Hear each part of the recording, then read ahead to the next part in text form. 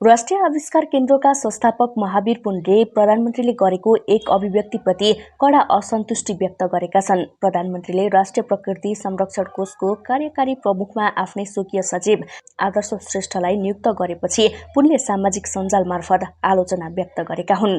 पुनले उक्त नियुक्तिलाई 100% गलत भएको टिप्पणी गर्दै आदर्श श्रेष्ठलाई सो पद अस्वीकार गर्न पनि आग्रह गरेका छन्।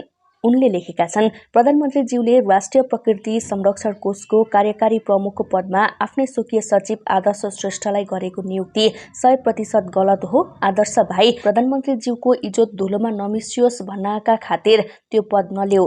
महावीर पुनका अनुसार सानो स्वार्थका कारण प्रधानमन्त्रीले कमाएको ऐतिहासिक प्रतिष्ठा धुलोमा नमिलाउन सचेत हुन पनि आवश्यक रहेको छ। उनले नातावाद, चाकरीवाद, कृपावाद र चाप्लुसीवाद जस्ता प्रवृत्तिले विगतमा पुराना राजनीतिक दलहरू कमजोर बनेको पनि बताएका छन्। उनका अनुसार यदि यस्तै प्रवृत्ति दोहोरिँदै जाने हो भने नयाँ राजनीतिक शक्तिहरू पनि भविष्यमा कमजोर हुँदै जाने खतरा रहन्छ। पुनले भनेका छन्, यस्तै किसिमको नातावाद, चाकरीवाद, कृपावाद र चाप्लुसीवादहरूले पुराना दलहरू खत्तम भए। यही पाराले काम गर्ने हो भने नयाँ दलहरू पनि कालान्तरमा मासिन्छन्। यस विषयमा सरकार वा सम्बन्धित निकायबाट औपचारिक प्रतिक्रिया भने हालसम्म सार्वजनिक भएको छैन।